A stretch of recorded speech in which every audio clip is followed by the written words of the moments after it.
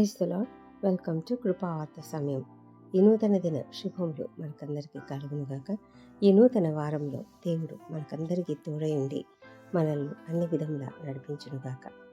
ఈ దినం దేవుడు మనకిచ్చిన కృపావార్త యెషయా గ్రంథము 40వ అధ్యాయము 28వ వచనము. నీకు తెలియలేదా, నీవు వినలేదా? భూదిగంతములను సృజించిన యెహోవా నిత్యుడగు దేవుడు. ఆయన సొమ్మసిల్లడు, అలయడు. ఆయన జ్ఞానమును శోధించుట అసాధ్యము. దేవుడిచ్చిన ఈ కృపావార్తను బట్టి దేవునికి వందనములు. నిజమే, చాలాసార్లు మనమంతా అనుకుంటూ ఉంటాము.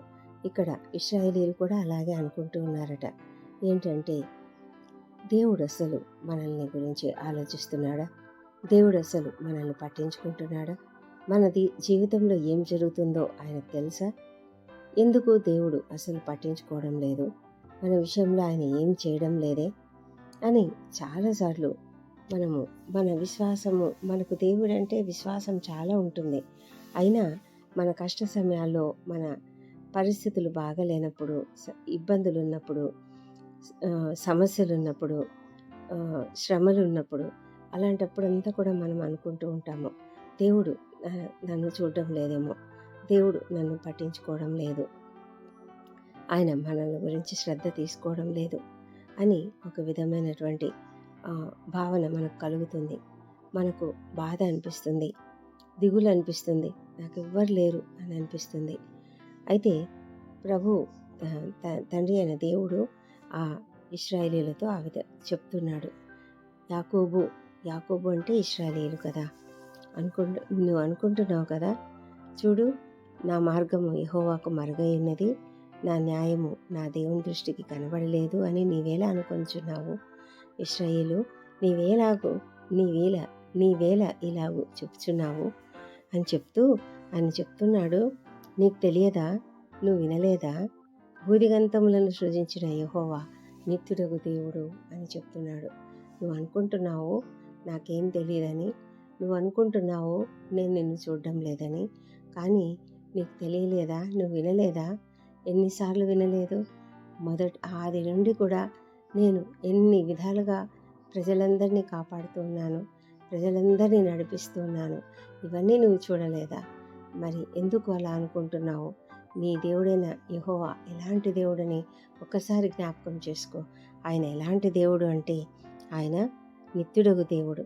భూదిగంతములను సృజించిన యెహోవా నిత్యుడగు దేవుడు. నేను ఎలాంటి దేవుడనంటే, భూదిగంతములను సృజించిన వాడను. నేను నిత్యుడను అంటే ఎప్పటికీ ఉండే దేవుడను. నేను ఎప్పటికీ శాశ్వతంగా ఉండేటువంటి దేవుడను. నాకు ఆది అంతం అనేది లేదు. అలాంటి దేవుడను నేను. అలాంటి దేవుని నాకు ఎందుకు తెలియదు? సమస్తం తెలుసు నాకు. అయితే నువ్వు అనుకుంటున్నావు నా దేవునికి నన్ను గురించి ఏం తెలియదు అని అనుకుంటూ ఉన్నావు. అయితే నేను నిత్యుడగు దేవుడను. ఆయన సొమ్మసిల్లడు, అలయడు. ఆ దేవుడు ఎలాంటి వాడు? భూదిగంతములను సృజించిన వాడు. సొమ్మసిల్లడు, అలయడు అంటే, సొమ్మసిల్లడం అంటే మనం కొద్దిసేపు నడిస్తే చాలు, లేకపోతే మనం ఏదైనా చాలా పని చేసినప్పుడు మనం అలసిపోయినట్లుగా అనిపిస్తుంది, సొమ్మసిల్లిపోయినట్లుగా అనిపిస్తుంది. అయితే ప్రభువైన దేవుడు ఎలాంటి వాడు అంటే, ఆయన సొమ్మసిల్లడు, అలయడు. ఎంత గొప్ప విషయం అంటే, ఆయన అంత అద్భుతమైనటువంటి బలాధిక్యము కలిగినటువంటి వాడు, సర్వశక్తిమంతుడు. ఆయన చెప్తున్నాడు కదా, నేను సర్వశక్తిమంతుడను, నేను సర్వాధికారం కలిగిన వాడను, నాకు అసాధ్యమైనది ఏదైనా ఉన్నదా అని చెప్పినటువంటి ఆ గొప్ప దేవుని గురించి ఇశ్రాయేలీయులు ఇలా అనుకోవడం ఎంత పొరపాటు. మరి నేను ఎలాంటి దేవుడనంటే, నేను భూదిగంతములను సృజించిన వాడను, నేను నిత్యము ఉండే దేవుడను, అంతేకాదు నేను సొమ్మసిల్లను, అలయను అని చెప్తున్నాడు. మరి మనం ఈ మధ్యకాలంలో నేనైతే అనుకున్నాను, ఇక్కడ గవర్నమెంట్ తెలుగు రాష్ట్రాలలో ఎన్నికలు జరుగుతూ ఉన్నాయి కదా, ఈ ఎన్నికలలో మా ఆంధ్రప్రదేశ్ సీఎం గారిని చూసినట్లయితే, ఆయన ఎన్ని రోజుల పాటు కంటిన్యూస్గా ప్రచారం చేస్తూ తిరుగుతూ ఉన్నప్పుడు నాకు అనిపించింది, ఇతనికి అలసట రాలేదా?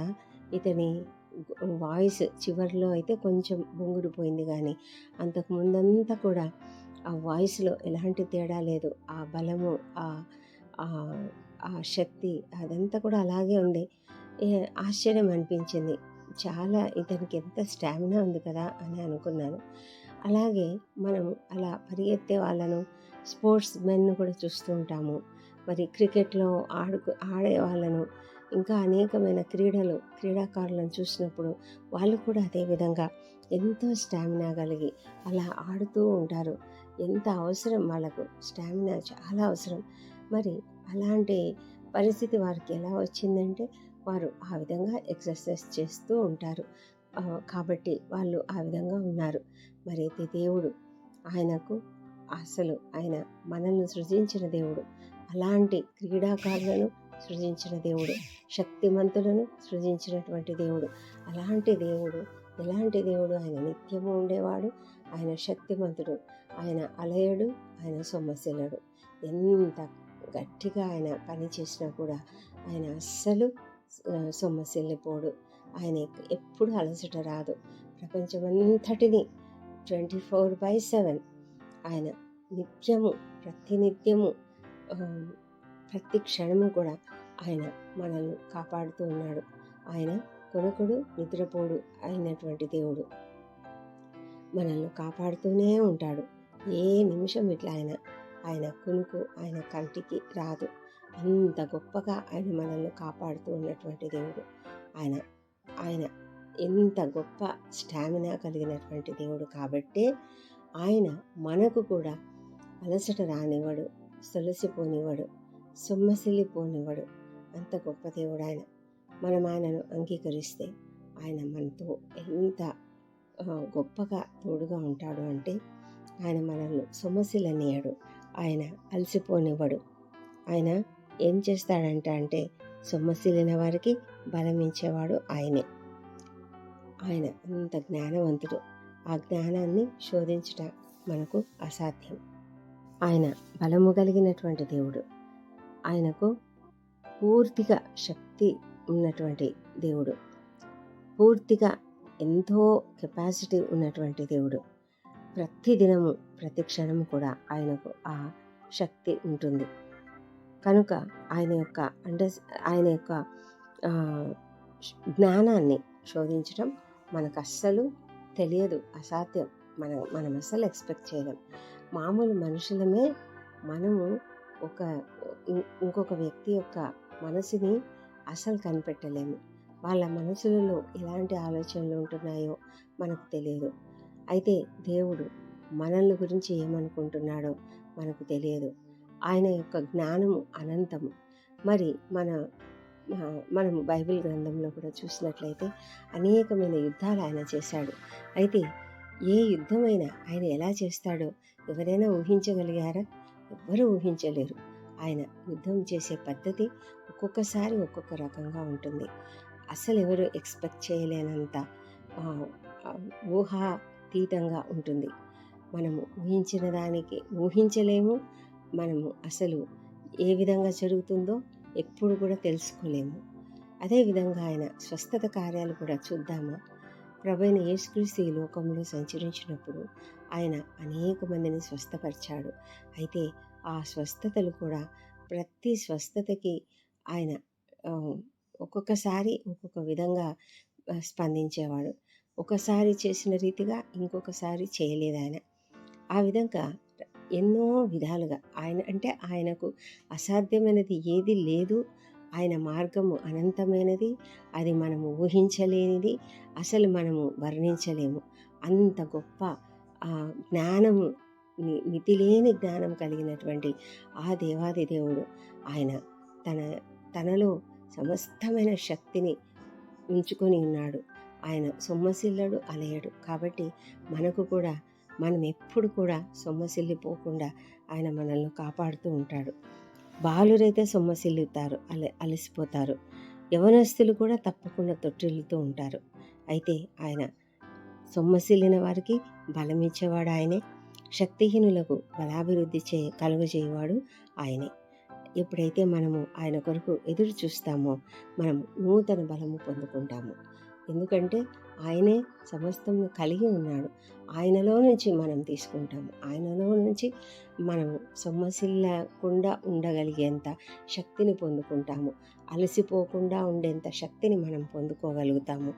మనము తొట్టిల్లొచ్చు, సొమ్మసిల్లొచ్చు, కానీ సొమ్మసిల్లిన వారికి ఆయన బలం ఇస్తాడు. మరి బలాభివృద్ధిని కలుగజేస్తాడు. శక్తిహీనులకు బలాభివృద్ధి కలుగజేస్తాడు. అయితే మనం చేయవలసిందల్లా ఆయన కొరకు ఎదురు చూడాలి. దేవుడు ప్రతిదానికి కూడా ఒక పని పెడతాడు. మనము ఒక పని చేయవలసి వస్తుంది. ఆయన ఇప్పుడు కూడా చెప్తున్నాడు, సొమ్మసిల్లు వారికి బలాతిశయం కలుగువాడు, బలమిచ్చేవాడు ఆయనే, శక్తిహీనులకు బలాభివృద్ధి కలుగజేయవాడు ఆయనే. అయితే మనం ఏం చేయాలి? యెహోవా కొరకు ఎదురు చూడాలి. ఎప్పుడైతే మనము ఎదురు చూస్తామో మనము నూతన బలం పొందుకుంటాము. ఒకవేళ మన పరిస్థితులలో, మన కష్టాల్లో, మన సమస్యలలో మనకు శక్తి కావాల్సి వస్తే దేవుడు మనకిస్తాడు. ఆయన కొరకు ఎదురు చూద్దాం. మన జ్ఞానం గురించి కూడా, అంటే మనము ఒక పని చేయాలి, దానికి జ్ఞానం అవసరం.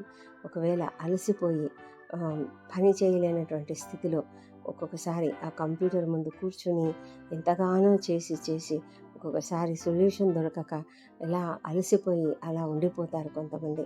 అప్పుడు దేవుని కొరకు ఎదురు చూసినట్లయితే దేవుడు మనకు నూతనమైన బలము, నూతనమైనటువంటి శక్తి ఇస్తాడు. నూతనమైన జ్ఞానం ఇచ్చి మనకు ఆ ఐడియాస్ ఇస్తాడు. ఇలా చేయాలి అనే ఐడియాస్ ఇస్తాడు. మన చదువులో అయినా, మన పనిలో అయినా, మన పని స్థలంలో మనం చేసే ప్రాజెక్టులైనా, మరి మన టీచింగ్ విధానంలో అయినా, వైద్య వృత్తిలోనైనా, ఎప్పుడైనా సరే అలసిపోయి ఇది ఇంకా చేత కాదు, ఈ పని నాకు చేత కాదేమో, ఇంకా ఈ విషయంలో నాకు ఇంకా ఏం సొల్యూషన్ లేదేమో అనే పరిస్థితి ఉన్నట్లయితే, లేకపోతే ఒక డాక్టర్ ఒక వైద్యం చేసే పరిస్థితులలో ఏదైనా ఇంకా అవకాశం లేదేమో, ఈ పేషెంట్ని నేను రక్షించలేనేమో అన్న పరిస్థితులలో కూడా దేవుడు ఒక ఐడియా ఇచ్చి ఆ విధంగా ఆ వ్యక్తిని, ఆ పేషెంట్ని లేవనెత్తడానికి డాక్టర్కి కూడా జ్ఞానం ఇవ్వగలడు. ఆయనకు అసాధ్యమైనది ఏదీ లేదు. ఆయన శక్తిని మనము ఎప్పుడు కూడా అంచనా వేయలేము, ఆయన జ్ఞానంను శోధించలేము. అంత గొప్ప దేవుడు. ఇలాంటి గొప్ప దేవుడు మనకున్నందుకు మనం కూడా దేవుని పైన ఆధారపడదాం. నూతన బలం పొందుకోవాలంటే యెహోవా కొరకు ఎదురు చూస్తూ ఆయన పైన ఆధారపడదాం. దేవుడి కృపావార్తను దీవించునుగాక. సర్వశక్తిమంతుడా, సర్వాధికారమైన దేవా, ప్రభా నీకు వందనాలు. మా తండ్రి దేవా, ఈ పెందలకడ నీ సన్నిధిలో ప్రార్థిస్తున్నాము. మా ప్రార్థనలు ఆలకించుము తండ్రి. మా అపరాధములను క్షమించుము తండ్రి. ఇతరులు మేడలా చేసిన అపరాధములను మేము కూడా క్షమిస్తున్నాము. మా ప్రభా దేవా, మేము ఎంతో దీనులము, అయోగ్యులము, అక్కరకు రానివారము. కానీ తండ్రి, నీవైతే మమ్మల్ని ఎంతగానో ప్రేమించి మమ్మల్ని లేవనెత్తుతూ ఉన్నావు. అవును తండ్రి, ఈ లోకంలో మేము జీవిస్తున్నప్పుడు మా జీవిత ప్రయాణంలో అనేక మార్లు మేము అలసిపోతూ ఉంటాము, అనేక మార్లు సొమ్మసిల్లిపోతూ ఉంటాము, అనేక మార్లు తొట్టిల్లుతూ ఉంటాము తండ్రి. అయితే ప్రభా, నీ కొరకు మేము ఎదురు చూసినట్లయితే నీవు ఎంత గొప్ప దేవుడవు నాయనా. మా ప్రభా తండ్రి, భూదిగంతములను సృజించినటువంటి దేవుడవు, నిత్యుడగు దేవుడవు తండ్రి. మేము దాన్ని గ్రహించి నీ పైన ఆధారపడడానికి మా కృప చూపించమని వేడుకుంటున్నాం తండ్రి. అవును ప్రభా, మా పనులలో, మా పరిస్థితులలో, మా సమస్యలలో మేము అనేక మార్లు అలసిపోతూ ఉంటాం తండ్రి.